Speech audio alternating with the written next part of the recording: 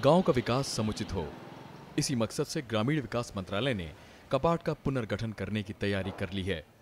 स्थायी समिति के मुताबिक नई संस्था इस तरह बनाई जाए ताकि इसकी परियोजनाओं का लाभ जमीन तक पहुंचे।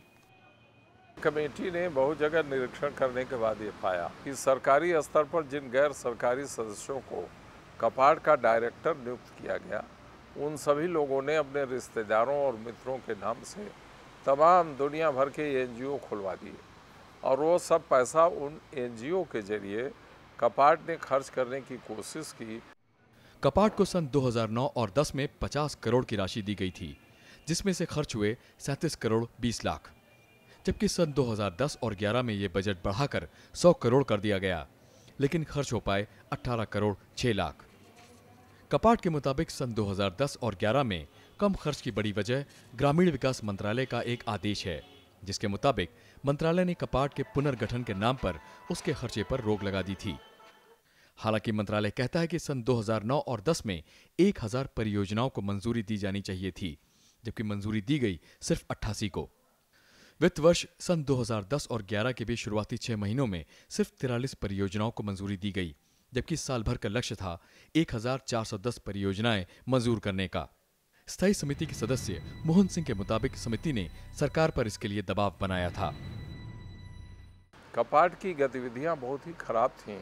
इस पर भारत सरकार ने एक कमेटी बना दी क्योंकि वो दिवालिया की स्थिति में हो गई। उसके पास साधन भी नहीं रहे लोगों को देने के लिए। अभी भारत सरकार ने कहा है कि 500 करोड़ रुपया की सहायता हम कपाट को फिर से देंगे। हम लोगों ने कुछ गाइडलाइन बनाकर जो वित्त विभाग के अधिकारी हैं, ग्राम विकास मंत्रालय के अधिकारी हैं और कपाट के अधिकारी हैं, इन तीनों की संयुक्त बैठक कराकर कुछ नई गाइडलाइन कमेटी ने तैयार की है। समिति ने जब कपाट के महानिदेशक को तलब किया तो उनकी अपनी दलीलें थीं। महानिदेशक कपाट के मुताबिक खर्चे रोकने का ग्रामीण विकास मंत्रालय का आदेश स्वायत्त निकाय के कामकाज में दखल है।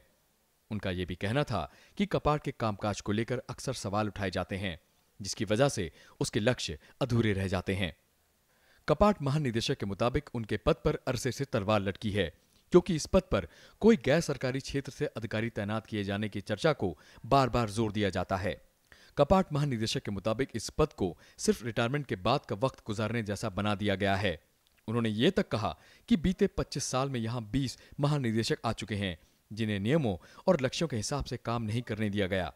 कपाट महानिदेशक ने यहां तक कहा कि मंत्रालय कपाट को अग्निशमन यंत्र की तरह इस्तेमाल करने के बजाय इसके उद्देश्यों में ही बदलाव कर दे।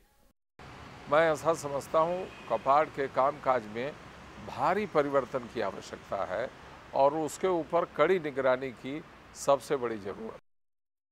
ग्रामीण विकास मंत्रालय का तर्क यह भी है कि कपाट के कई अधिकारियों पर सीबीआई के छापे मारे गए। गड़बड़ियों की वजह से क्लास 1 के 2 अफसरों को हटना भी पड़ा। सालाना 80,000 करोड़ रुपए खर्च करने वाला मंत्रालय कपाट को अपने कामकाज से जोड़ना चाहता है। कपाट की जरूरत है, लेकिन उसके अंदर जो व्याप्त भ्रष्टाचार है उसको रोकना भी उससे अधिक जरूरी है। सन 1986 में बना कपाट ग्रामीण विकास मंत्रालय के तहत एक स्वायत्त संस्था है, जिसका देश भर में 1200 एनजीओ का नेटवर्क है। ऐसे में कपाट की कार्य प्रणाली पर सवाल अपने आप में चिंता का विषय है। स्थायी समिति का कहना है कि कपाट एक महत्वपूर्ण संस्था है और ग्रामीण जनजीवन तथा शिल्पियों के विकास में इसका महत्वपूर्ण योगदान रहा है, इसीलिए इसका पुनर्गठन होना जरूरी है।